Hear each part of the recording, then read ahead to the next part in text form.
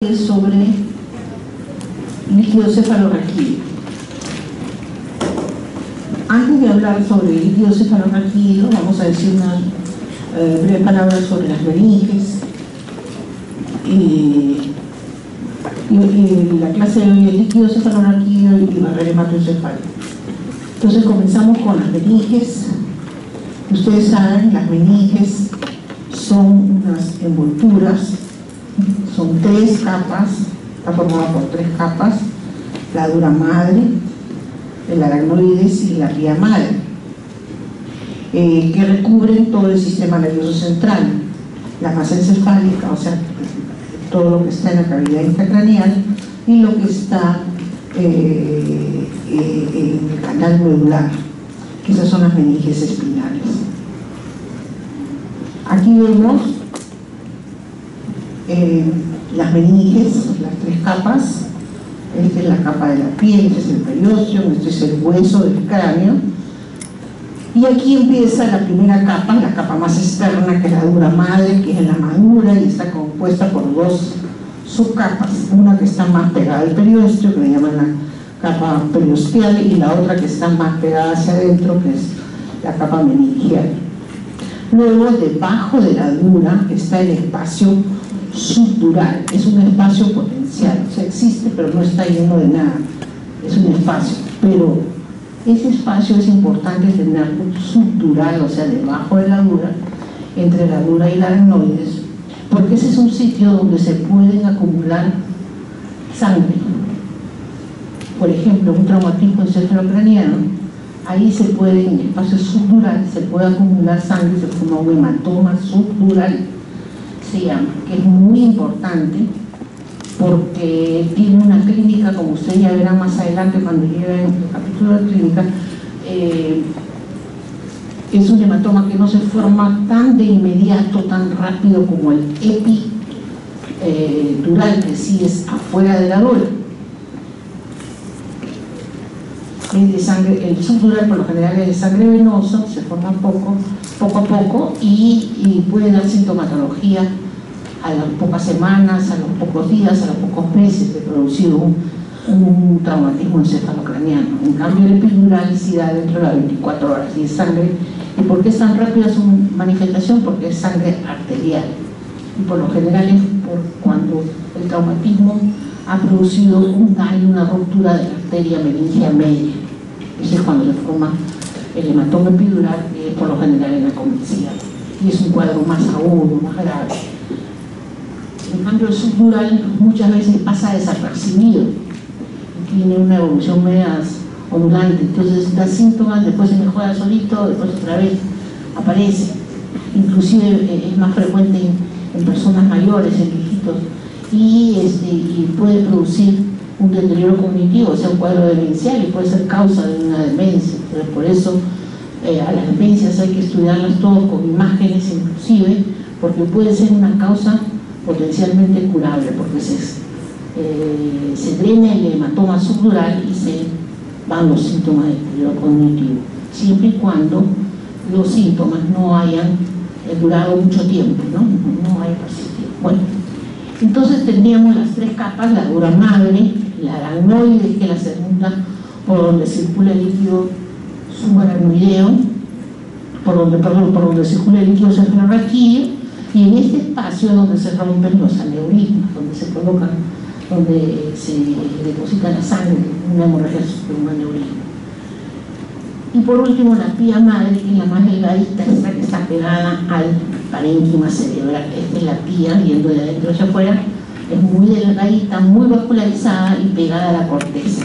Después viene la subaracnoidea, por donde discurren arterias y discurren vasos, y después viene la subdural, que es esta oscurita, cerca.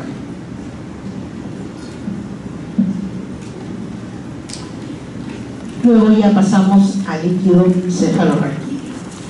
El líquido cefalorraquídeo se produce básicamente en un 60-80% en los plexos coloideos de los ventrículos. Aquí, en los ventrículos laterales, en el tercer ventrículo, acá ustedes van a ver, están los plexos coloideos, que son un acúmulo de vasos En estos vasos se forma el plexo, el líquido cefalorraquídeo, y va a caer en las cavidades ventriculares y van a circular por todas las cavidades ventriculares. Las cavidades ventriculares son unos espacios que hay dentro, en el centro del parénquima cerebral, por donde se discurre el líquido cefalorraquídeo. Estos son los ventrículos laterales, este es el tercer ventrículo, y de ahí pasa al acueducto de Silvio, que es esto, en la parte superior del tronco. Luego llega al cuarto ventrículo, que tiene forma de rombo, y de ahí este líquido circula saliendo por los agujeros de Luschka y Mayeli, sale al espacio subaranoideo. Aquí está en el espacio intraventricular el líquido, por donde está circulando acá, por acá, por acá, por acá, por acá, por acá, por acá. Y en la parte, en el piso del cuarto ventrículo hay unos agujeritos por donde sale este líquido de Luschka y Mayeli y pasan afuera. O sea, el espacio subaranoideo circula por ahí, cubre al cerebro, amortigua los golpes, le da una función protectora. Y aquí en la convexidad están las granulaciones subaranoideas por donde se reabsorbe el líquido. Y esta es toda la circulación. Si se produce aquí, circula. También una parte se va por el agujero del epéndimo en la médula y el resto se va por el espacio subaranoideo, que es tanto intracraneal, como les dije, como intrarraquídeo, ¿no? Acá en el canal raquídeo. Entonces, de tal forma que el tejido cerebral, el tejido nervioso, está bañado por dentro por líquido y por fuera también. Entonces, el líquido, como les dije, se produce en su mayor porcentaje en los plexos correados de los ventrículos. Circula desde el interior de los ventrículos hasta los espacios subaranoideos en la superficie del cerebro y la médula. Se reabsorben las granulaciones aranoideas de Paccioni y pasan de aquí, de estas granulaciones pasan a los senos venosos y de ahí a la sangre venosa. La cantidad total en el adulto, o sea, el volumen total de líquido que hay en todos estos que hemos descrito adentro y afuera, es más o menos un promedio de 150 mililitros. Está entre 130 a 160, un promedio de 150. Y diariamente se produce 500 mililitros. O sea que diariamente producimos 3 a 4 veces la cantidad de líquido necesaria. Es por eso que cuando se hace la punción lumbar y se extrae un poco de líquido, bueno, en el caso de la punción lumbar, la punción la vamos a ver más adelante, se absorbe, se obtiene líquido a nivel lumbar. O sea, de este espacio perimedular, pero a nivel lumbar, y se extrae 5 a 10 centímetros, que es lo que se necesita para hacer el estudio citoquímico, para hacer los cultivos, para hacer el GRAM, para hacer los estudios inmunológicos, y que no es nada, porque son 150 que hay en total y que se producen 500 mililitros al día, o sea, 3 veces, no pasa nada. Pero hay la creencia popular de que sacando ese líquido, que es el líquido de la vida, etcétera, etcétera, etcétera, se van a poner, les va a producir algo, se van a poner tontos o les va a pasar algo. No es así, porque se produce 3 veces la cantidad que nosotros necesitamos al día. Ese por un lado. Lo que sí se puede producir son otras cosas, ¿no? Se puede producir, al hacer una mala punción se puede dañar la médula, se puede llevar una infección, ese es otro aspecto, otra cosa, pero no lo que se cree de que se pierde el líquido de la vida y que la persona que queda todo. Pero hay muchas personas que se niegan a hacerse la punción lumbar cuando, además que cuando es necesario, ¿no?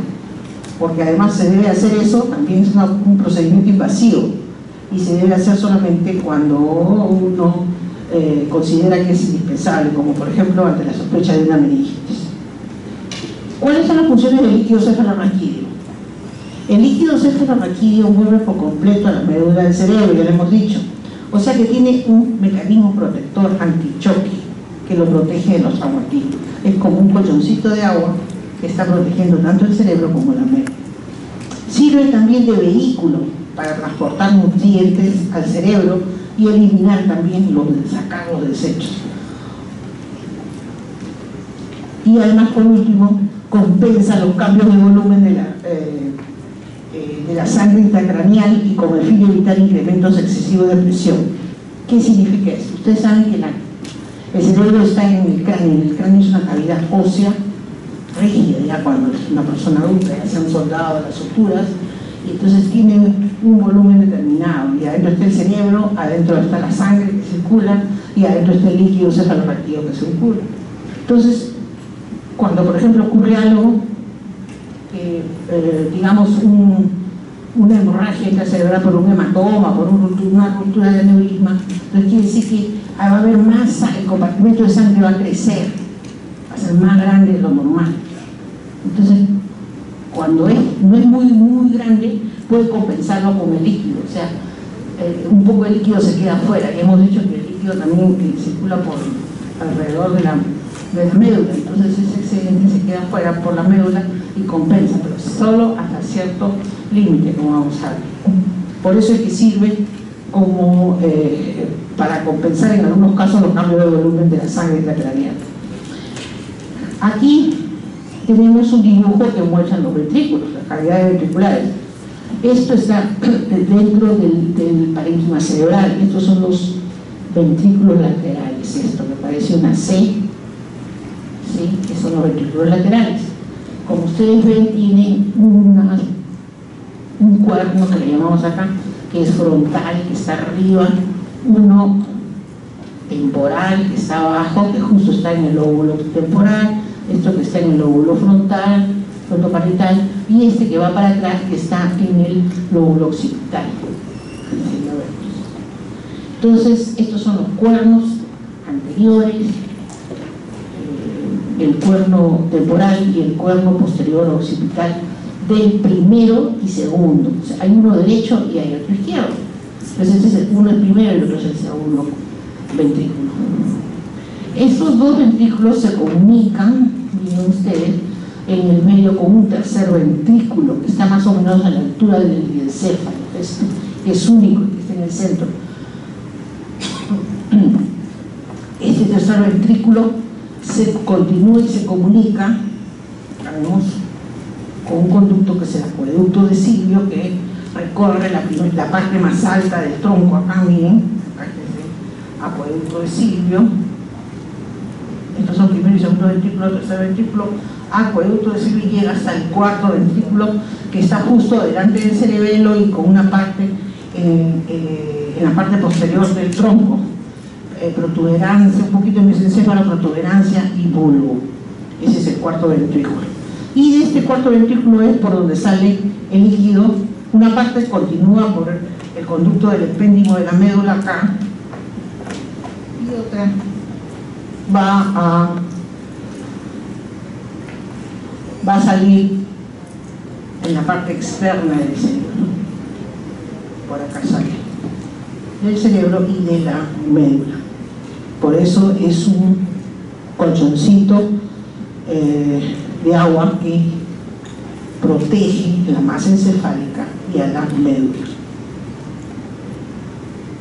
Aquí tenemos otro dibujo que ya vemos el parénquima cerebral, el tronco, y adentro está dibujado con otro color los ventrículos laterales con su cono frontal, temporal, occipital, y estos se comunican, cada uno de ellos se comunican con el tercer ventrículo, que es único y que está en el centro, entre los dos tálamos más o menos, y de ahí sale un conducto que es el acueducto de Silvio y continúa en el cuarto ventrículo, de donde sale el líquido, a circular y bañar el cerebro por afuera y a la médula. Entonces es bastante sencillo. Esta es la fisiología y el recorrido normal del líquido cefalorraquídeo.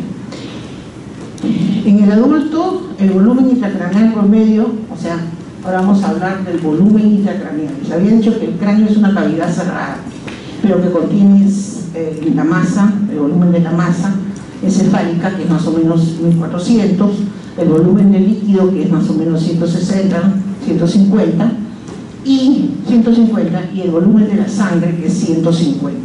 O sea que para más fácil acordarse, 1400 el volumen del encéfalo, 150 y 150 sangre con líquido cefalorraquídeo.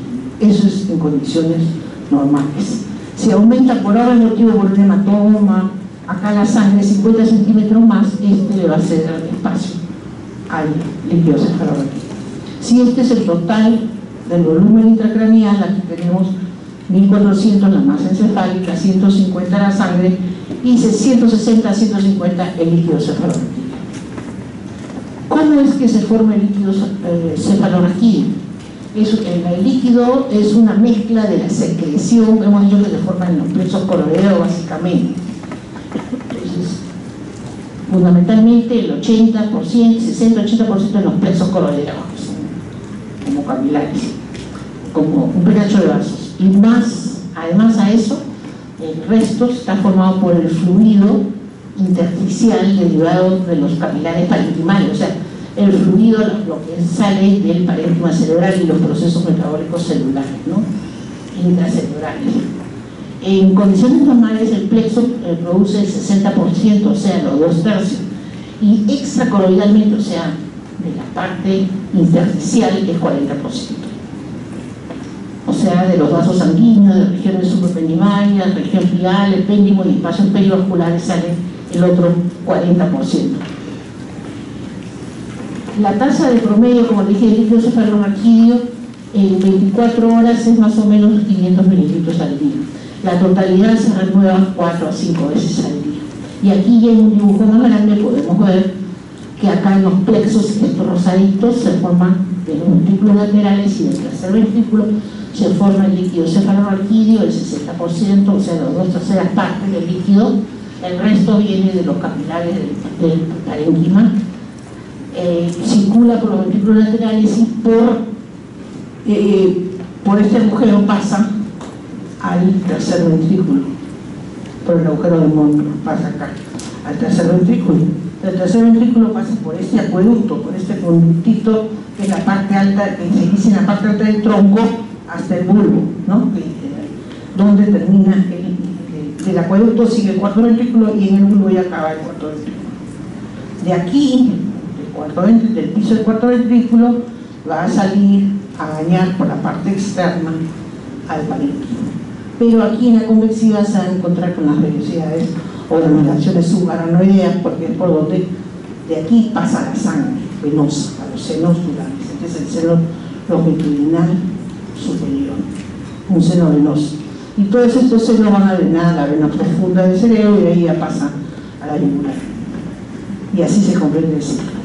Se produce acá, circula y luego es reabsorbido. Entonces los plexos son un penacho de vasos revestidos por células epiteliales. La secreción depende de un transporte activo de iones de sodio a través de las células epiteliales. O sea, a través de estas células epiteliales va a pasar el sodio y va a pasar al líquido cefalorraquídeo. Al pasar el sodio va a arrastrar cloro. Aumenta la presión osmótica y por ósmosis de agua pasa al líquido cefalorraquídeo. Además también pasan pequeñas cantidades de glucosa y de potasio. Aquí tenemos un dibujo de los plexos coroideos. Acá están el penacho de vasos que están forrados, digamos, cubiertos por unos epitelios, por unas células epiteliales, y por aquí, por transporte activo, van a pasar estos vasos que son de la circulación normal. Fíjense ustedes, este capilar difunden acá y van a pasar a agua, gases y lípidos, todo esto va a pasar al líquido cefalorraquídeo. Estas son las células epiteliales, estas de acá, que están bien pegaditas como para que no pase nada más al líquido cefalorraquídeo. ¿Qué características tiene este líquido? Tiene características osmóticas, son similares a la del plasma. El sodio está más o menos en cantidad parecida, el cloro 15% mayor que en el plasma, el potasio 40% menor que en el plasma, y la glucosa está en 30 o 50% menos que en el plasma. Las características del líquido de caracteres normales, su aspecto es claro, transparente, como cristal de rojo, o sea, como agua. Cuando se extrae el líquido cefalorraquídeo normales, se describe así, es claro, transparente, en condiciones normales. Cuando hay una infección, ojo, cuando hay una infección bacteriana, por ejemplo, una meningitis bacteriana aguda, el aspecto es purulento, es diferente, ¿no? Entonces el aspecto siempre nos ayuda mucho a ver si es que hay una patología o no. Por supuesto que la mayor información la van a dar la cantidad de células, de glucosa y de proteínas. Por ahora ustedes, todo esto va a servir para el diagnóstico diferencial de las meningitis, porque en cierto tipo de meningitis agudas, crónicas, bacterianas, tuberculosas, micóticas, etcétera, varían las características, tanto de las células, de la glucosa y el aspecto y las proteínas del cefalorraquídeo. Eso ya lo van a ver en clínica, pero para eso nos sirve estudiar el líquido. Luego dijimos que el líquido se producía, circulaba y después pasaba al espacio externo del parénquima cerebral y se reabsorbía el líquido en la convexidad en las vellosidades aracnoideas. Las vellosidades aracnoideas son proyecciones, estas, acá adentro están las vellosidades, son proyecciones microscópicas de la membrana subaracnoidea, como esta es la membrana subaracnoidea. Son proyecciones microscópicas de la membrana a través de este es un seno venoso, el seno longitudinal superior, donde están las vellosidades.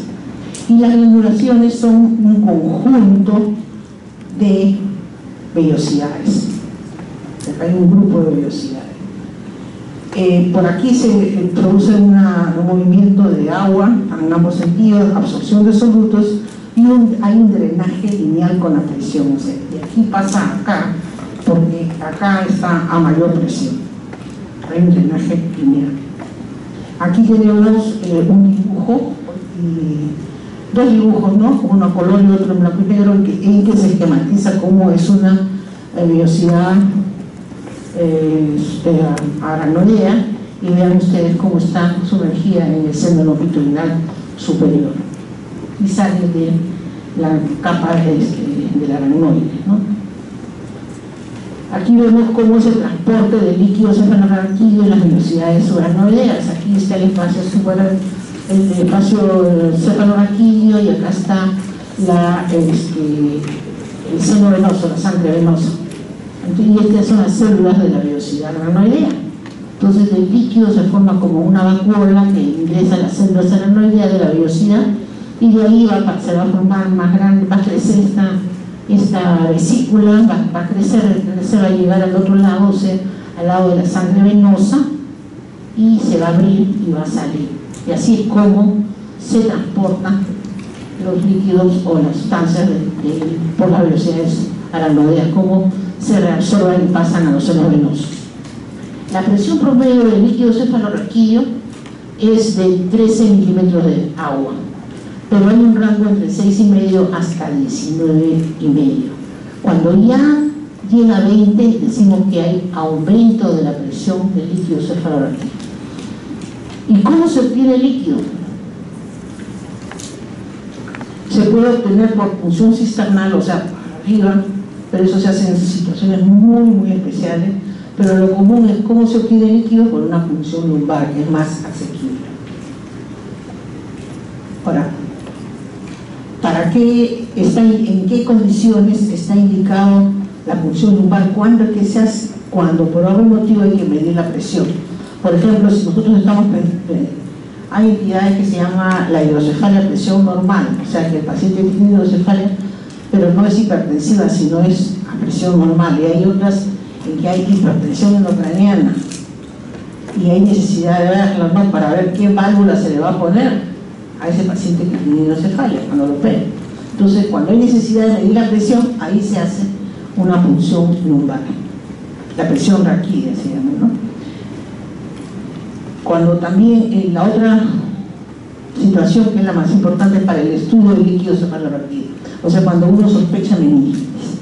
Es más, la punción lumbar de emergencia solo se debe hacer cuando uno sospecha de meningitis. Antes se hacía cuando sospechaba de meningitis, cuando se sospechaba de hemorragia subaracnoidea, ahora ya no. Para hemorragia subaracnoidea se puede también diagnosticar con una tomografía. Con una tomografía podemos ver si hay sangre en el espacio subaracnoidea. En algunos casos en que no se puede ver, que es en un 20% más o menos, y uno sigue pensando en una hemorragia subaracnoidea porque el diagnóstico es muy grave. Entonces ahí sí hay que hacer una punción para ver si es que hay sangre o no. Si no, no. De primera intención, una tomografía. Y la única indicación urgente es cuando sospecha uno de una infección, de meningitis. ¿Para qué? Para extraer líquido, hacerle el estudio de Gram, el estudio depende si uno está pensando en tuberculosis, para hacer estudio inmunológico y para hacer cultivos, sobre todo, de líquido. Y luego si se ve que el líquido es patológico, se empieza con el antibiótico de elección, de acuerdo al tipo de meningitis. Y la tercera causa o el tercer motivo de hacer punción lumbar es para introducir sustancias de contraste o medicamentos. Cuando antes se hacían mielografías con sustancia iodada, ahora ya no, porque la resonancia de médula ha reemplazado a eso, pero antes sí se hacían con mayor frecuencia, pero ahora en un caso muy muy especial, casi ninguno para eso, no para mielografía, pero sí para medicamentos. Por ejemplo, hay ciertos tipos de terapia con quimioterapia que se tienen que inyectar por vía raquídea, entonces ahí también se puede poner medicamentos. ¿Cómo es la técnica de la punción lumbar? El paciente debe estar en decúbito lateral, echado de costado, en posición fetal, o sea, con las piernas flexionadas y el tronco también flexionado, las piernas flexionadas sobre el abdomen, con todas las condiciones de asepsia, porque ya sabemos que no debemos de complicar este procedimiento con una infección, con una técnica estéril, se le pone campo, se le limpia, bueno, toda la técnica de asepsia, ¿no? Toda la técnica estéril, se le pone un cambio, uno se pone guantes, se le pone con anestesia local para que no sienta tanto el dolor, y se le hace la punción con una aguja calibre 20 a 22, no 22 es más delgadito, y se utiliza una llave. Una vez colocada la aguja y ya estamos en el líquido, en el espacio donde se obtiene el líquido cefalorraquídeo, entonces ahí se pone una llave de 3 vías y se puede medir la presión. Entonces aquí este es el espacio, la posición fetal en el punto lateral, y en el sitio donde se cruzan, digamos, las crestas ilíacas con la columna es más o menos el espacio L3, L4, entonces aquí es donde se pone se introduce una aguja especial con un trocal para caer al espacio y retirar el líquido, ¿no? Entonces se ve que estamos acá y se pone la aguja de 3 vías para medir la presión, se le pide al paciente que se relaje porque eso puede producir algún aumento artificial de la presión, y luego se procede a extraer la muestra de líquido para el estudio. Aquí está otro dibujo que se ven estas agujas con nuestro trocal para obtener el líquido, y luego se retira rápidamente. Por ejemplo, en la meningitis, aquí tenemos un corte a este nivel de las meninges. Unas meninges normales están así, no están engrosadas, no están congestivas ni edematizadas. Acá está la dura madre, la dermoides y la espía madre. En cambio, una meningitis, vean cómo están todas hinchadas, congestivas por la infección. Cuando hay líquido cefalorraquídeo hemorrágico, así se va a obtener por goteo el líquido y sale hemorragia. Por ejemplo, una hemorragia subarachnoidea. Y si es purulento es cuando es una meningitis. Luego vamos a pasar a hidrocefalia, otro concepto que debemos revisar. ¿Qué cosa es la hidrocefalia? Y hemos visto que el cerebro tiene unas cavidades ventriculares, los dos ventrículos laterales, el primer y segundo, el tercer ventrículo, el acueducto y el cuarto ventrículo. Entonces aquí se define la hidrocefalia como la acumulación excesiva de líquido cefalorraquídeo en los ventrículos cerebrales, que como hay excesivo líquido, ¿cómo van a estar? Dilatados, llenos de mayor cantidad de agua. Hay diversas condiciones que resultan también de alteraciones entre la circulación y la reabsorción del líquido cefalorraquídeo. Por ejemplo, si hay un impedimento, hay algo que no deja que pase el líquido que se reabsorba, entonces también va a haber hidrocefalia. Si hay una alteración en la circulación. O teóricamente, bueno, no teóricamente, hay en casos raros aumento de la producción de líquido. Imagínense ustedes un tumor del plexo coroideo, entonces va a haber más masa del plexo coroideo, ahí va a salir más líquido, se va a producir más líquido y va a haber hidrocefalia también para aumento de producción. Entonces, ¿cuáles son los mecanismos de producción de hidrocefalia? Una es porque se producen más líquidos cefalorraquídeos. Por ejemplo, un tumor un papiloma de los plexos coroideos. Dos, un aumento de la resistencia de la circulación del líquido cefalorraquídeo, o sea, que por donde circula el líquido, ya sea dentro de las cavidades ventriculares o por fuera, hay algo que está entorpeciendo esa circulación, hay una obstrucción, ya sea por muchas causas. Imagínense ustedes dentro del ventrículo un citicerco que está tapando esos conductos, entonces no va a dejar que pase el líquido y se van a hinchar los ventrículos por encima de la obstrucción. Esa sería la segunda causa. Otra causa es aumento de la otra causa de aumento de la resistencia, pero ya no dentro de la cavidad ventricular sino afuera. Por ejemplo, el líquido hemos dicho que circula dentro de los ventrículos y afuera por las aracnoides. Imagínense ustedes que esas aracnoides por otro proceso, por X proceso, se han engrosado, se han fibrosado. Ha habido una aracnoiditis y se han quedado con adherencia, con bridas, con fibrosis. Entonces no se va a circular bien, no va a circular bien el líquido por fuera del cerebro o de la médula. Y eso se llama también un aumento de la resistencia, y eso también va a producir aumento del tamaño o sea, una hidrocefalia. Y por último, ustedes saben que el líquido se absorbe en las granulaciones subaracnoideas, y pasa a la sangre venosa. Pero ¿qué pasaría? Y pasa por ósmosis, hemos dicho.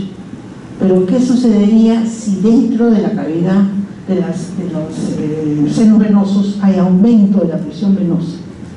No va a pasar, porque no hay un gradiente a favor. Por ejemplo, ¿en qué casos? En una trombosis venosa.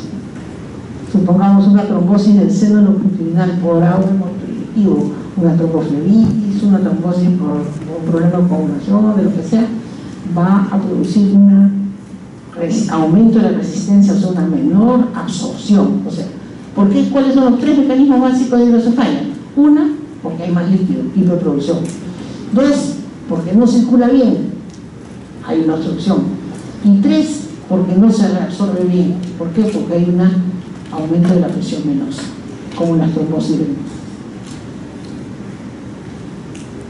Aquí, por ejemplo, tenemos el papiloma de los plexos coroideos. Miren ustedes acá en el ventrículo lateral un tumor que está produciendo más líquido y el ventrículo está bastante dilatado. La segunda dije que podía ser porque hay una resistencia a la circulación. Y esta obstrucción puede ser intrínseca, o sea, dentro de los ventrículos. Imagínense algo, un tumor, un quiste, hay algo dentro de los ventrículos que no deje pasar bien el líquido. Entonces ahí tenemos una obstrucción intrínseca, y a eso por convención se le llama obstructiva. Pero cuando la obstrucción no está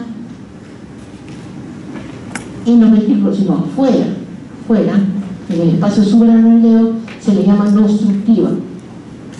Pero en realidad también es obstructiva porque la obstrucción está afuera, en la parte que baña el parénquima.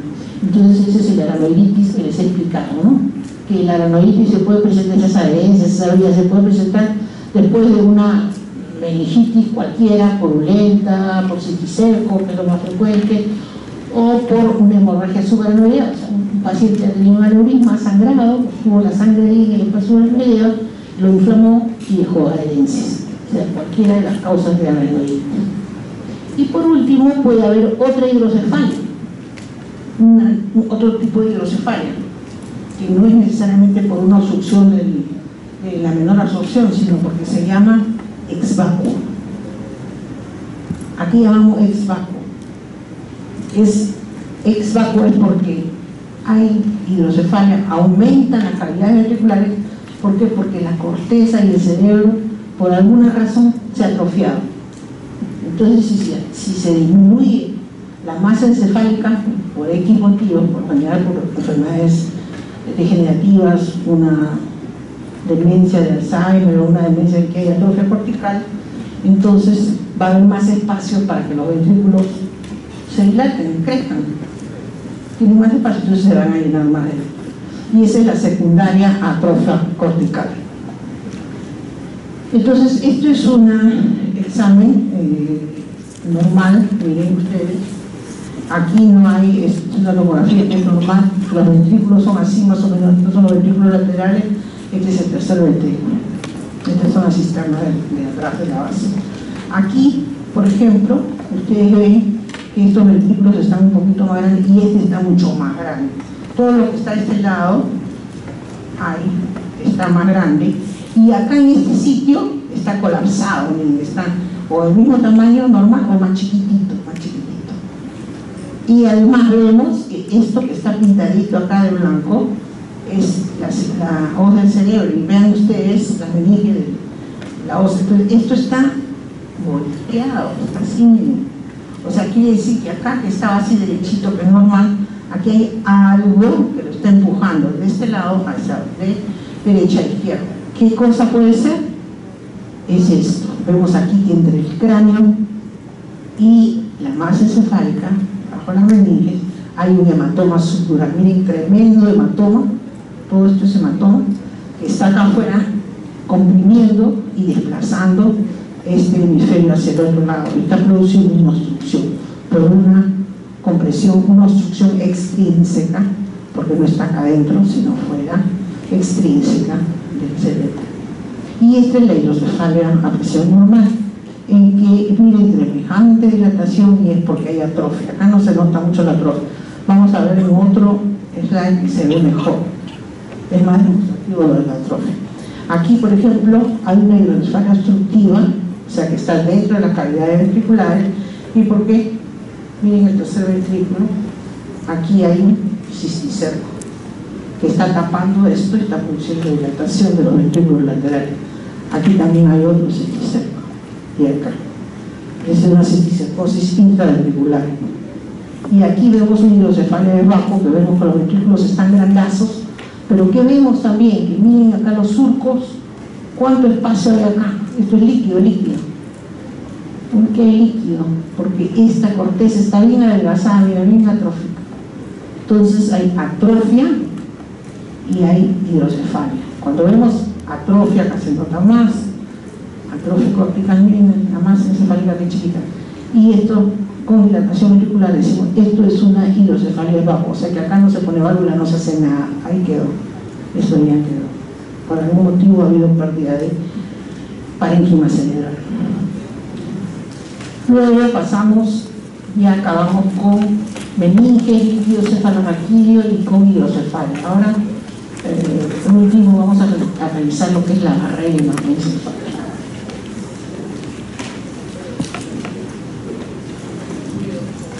En el sistema nervioso existen varios tipos de barreras, solamente vamos a estudiar la hematoencefálica, pero hay una, la más importante, la hematoencefálica, es la que protege, que hace que de la sangre no pasen todas las sustancias al líquido, al cerebro, no llegan todas las sustancias. ¿Por qué? Porque hay una barrera hemática, por eso se dice hematoencefálica, entre el cerebro y la sangre, hay una barrera.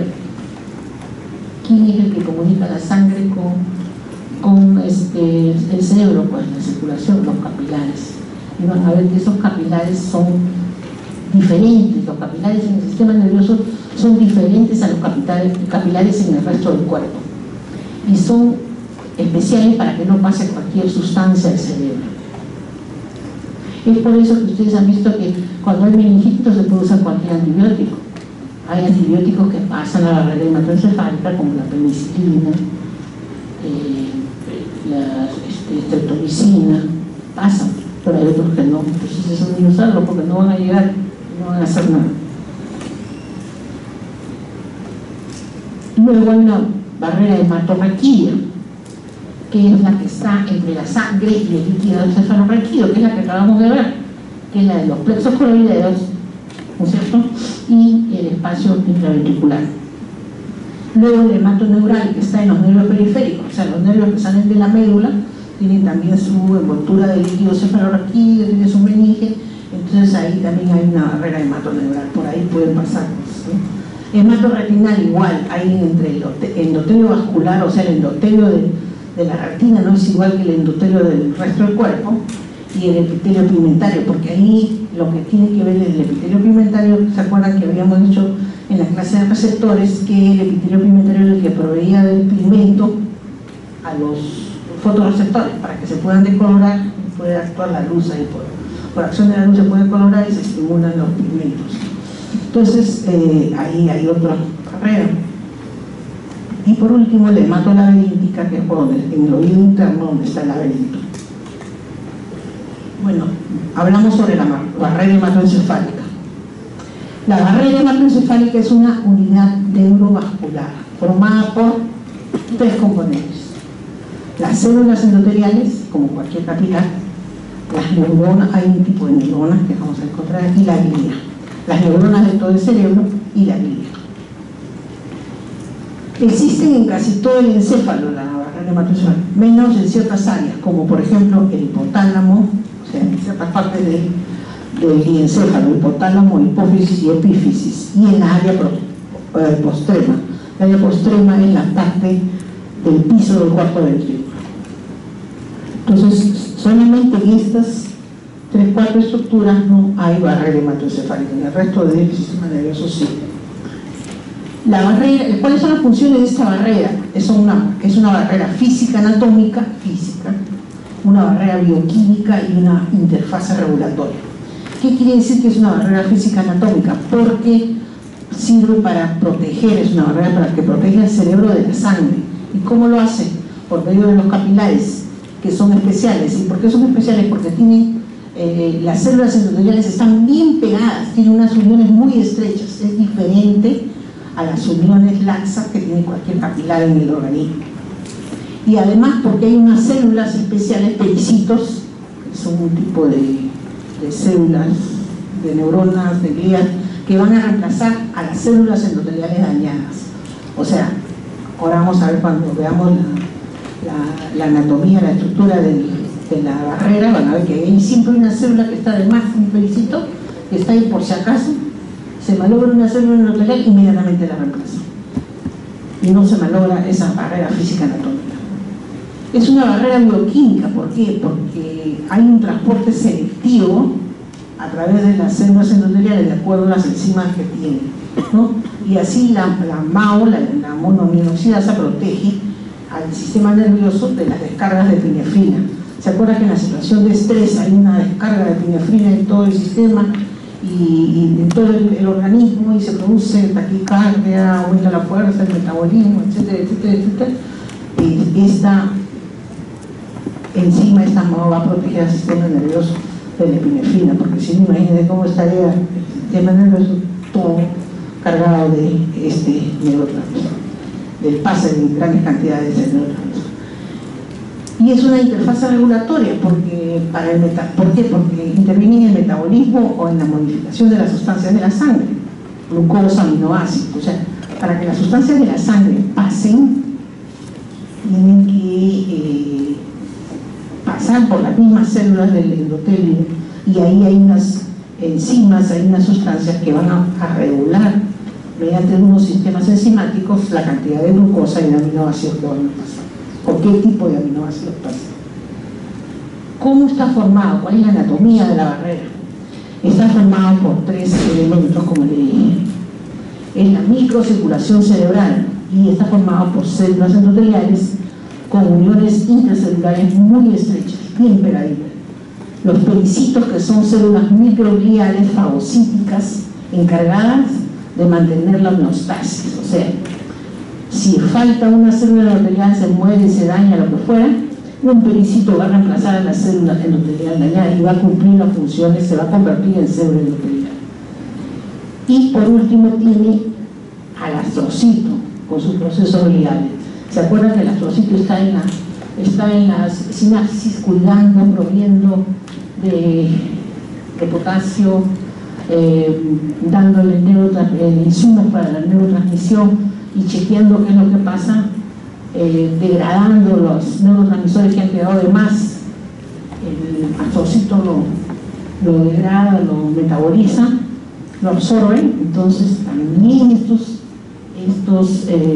barrera hematoencefálica tiene ahí el astrocito, y el astrocito ha formado como un pie, que es lo que va a cubrir como en un 95% va a cubrir a esta luz va a recurrir a este capilar. Por eso se recubre más del 95% de la superficie abdominal, o sea, de lo que está encima del lumen de los vasos de la microcirculación. Aquí tenemos, por ejemplo, en una capilar general de todo el organismo, acá están las 3 células endoteliales y tiene unas uniones laxas. Por acá pueden pasar sustancias. Esto es en cualquier capilar del organismo. Y estos son las células endoteliales. En cambio, en el cerebro, en el tejido nervioso, la barrera hematoencefálica está formada por este capilar que es diferente. Miren acá cómo están las células endoteliales de acá, que están separadas acá, están superpuestas, bien pegadas para que no pase nada acá. Y aquí hay un pericito que está ahí esperando por si acaso una de estas falle, se malogre, se dañe, para reemplazarle y no quede un hueco. Y por fuera están los pies, las partes de los astrocitos, los procesos podálicos de los astrocitos, ¿no? Cuidando todo esto, para que si se pasa por acá lo agarran. Entonces así son bien cuidan celosamente la barrera, y por eso es la barrera hematoencefálica, no pasa cualquier cosa, a no ser que esté mal. Ahora, y aquí las células endoteliales tienen bastantes mitocondrias, porque suceden bastantes procesos enzimáticos. Aquí tenemos cómo es que hay estas uniones son tan pegadas de las células endoteliales, porque hay varias proteínas, la ocludina, la claudina y el YAM, como lo ven ustedes acá, en este cortecito. Esto viene a ser la representación de este pedacito de la unión de ambos células endoteliales capilares, entonces endoteliales del capilar, perdón, y acá están las 3 proteínas que forman estos puentes para que no pase nada. Este es el esquema de la barrera hematoencefálica. Acá está el capilar, formado ya saben, por las células endoteliales muy pegaditas, el pericito que no ha salido acá en los pies de la célula del astrocito, pero ustedes ya saben, acá está el tejido nervioso. Miren cómo está cuidado todo esto, para que no pase acá cualquier cosa, y acá están los ventrículos. Eso es lo normal. Aquí estamos viendo los espacios entre el líquido cefalorraquídeo y la barrera hematoencefálica. Este es el plexo coroideo, por donde se forma el líquido cefalorraquídeo. El líquido cefalorraquídeo se forma acá. Este es la velocidad coroidea, y aquí está el capilar de la velocidad coroidea, que tiene el capilar laxo, como les enseñé antes, y aquí estas son las células epiteliales, pero por las células epiteliales ya no pasa nada. Aquí pasa acá y aquí ya se forma el líquido cefalorraquídeo. Esto ya es probablemente la cavidad ventricular. En cambio, en la barrera hematoencefálica ustedes ven que acá está todo bien pegadito, acá están los pies de los astrocitos, ¿no? El pie de los astrocitos, el líquido cefalorraquídeo y esto también, la producción de líquido que sale del líquido. Aquí está la relación entre la barrera del líquido y el hematoencefálico, o sea, esta es la barrera hematoencefálica y esta es la barrera hematorraquídea. Por acá circula líquido cefalorraquídeo y por acá está el intersticio del compartimiento del cerebro. Entonces, porque la sangre llega al intersticio, hemos visto que fuera del capilar, ¿qué cosa hay? Están las neuronas, ¿no es cierto? Al intersticio. En cambio, de acá de la sangre pasa al líquido cefalorraquídeo. Entonces, del líquido cefalorraquídeo pasa al intersticio y del intersticio pasa también quiroencefalorraquídeo. Del intersticio llega a la neurona y a la neurolia, y de aquí regresa al cerebro, de ahí se va postcapilar a las vénulas, y de ahí se van a las venas cerebrales, y de aquí ya pasa a los senos venosos por donde se reabsorbe el líquido cefalorraquídeo.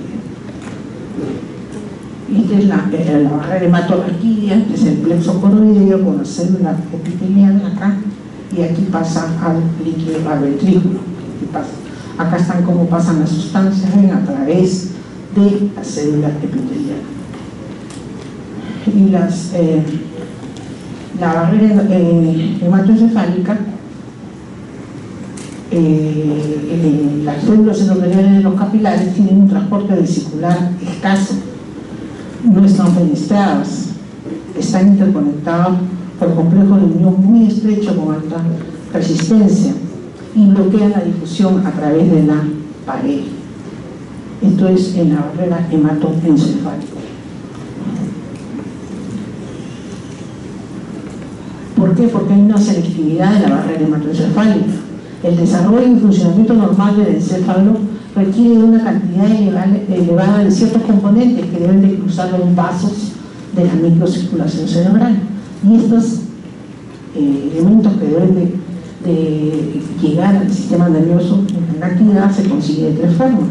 Porque por una difusión de sustancias liposolubles, permite el intercambio eficaz de gases liposolubles como el oxígeno y el CO2, eso sí lo permite, por un transporte facilitador y mediado por receptores de sustancias liposolubles específicas, como por ejemplo el transporte de hexosa, de los aminoácidos, que se hace por tres sistemas, el LA y el ASC, y por canales iónicos. O sea, ¿cómo es que pasa por estos tres mecanismos? Por una difusión libre de sustancias liposolubles, por un transporte facilitador y mediado por receptores de sustancias hidrosolubles, y por canales iónicos por donde van a pasar los electrolitos. Y acá vemos el transporte por canales, el transportador de proteínas, los movimientos de agua a través de las células endoteliales. Ciertas sustancias facilitan, por ejemplo la glucosa, facilita el transporte por estas sustancias, por estos, la leucina por el sistema E. En cambio el sodio pasa primero al cerebro endotelial por un canal y después pasa ayudado por un sistema de transporte y también siempre hay el transporte de ATP, ¿no? El consumo de ATP y la bomba de sodio y de potasio. Esto es prácticamente lo mismo, pero no a color. Entonces vemos que la barrera hematoencefálica, de acuerdo a esto, es muy permeable al agua, al CO2, al oxígeno y a sustancias liposolubles. Es ligeramente permeable al sodio, al cloro y al potasio. Es muy poco permeable a las proteínas plasmáticas y a la mayoría de grandes moléculas orgánicas no liposolubles. Y es casi impermeable a fármacos que no sean liposolubles y a anticuerpos proteicos. O sea que no pasan proteínas, casi no pasan proteínas y sustancias no liposolubles. Entonces aquí otra vez vemos el transporte iónico de la barrera. El sodio pasa por un canal pero sale por una bomba de sodio y potasio. Acá igual pasa al cerebro por la bomba de sodio y potasio. Acá el sodio pasa por otro mecanismo y regresa también. Acá el cloro. Muchas gracias. Eso es todo.